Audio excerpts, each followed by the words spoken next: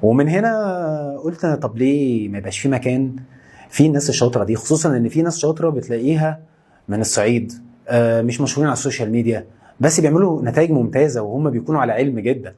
فقلنا ليه ما يكونش في مكان، المكان ده بكل بساطه يتجمع فيه الخبراء سواء في التغذيه او سواء في الرياضه، ويقدروا يخدموا الناس اللي محتاجاهم فعلا. بس فمن هنا جت فكره انشيب، ان احنا نعمل شركه، كيان في ناس عندها خبرات حقيقيه تقدر فعلا تساعد غيرها، وفي نفس الوقت في كيان في ظهرك يقدر يحميك ويقدر يجيب لك الخدمه بشكل اللي انت دافع فلوس عشانه. هو طبعا مش احنا اللي بنقيم الدكاتره، او مش انا شخصيا اللي بقيم الدكاتره، لان انا ما عنديش ما يكفي من العلم اللي يخلينا اقيم الدكتور او المدرب يعني. بس احنا عندنا فريق عمل كامل، ده دوره، احنا بنحاول نجتهد قدر الامكان ان المكان يكون فيه ناس كفاءات بجد.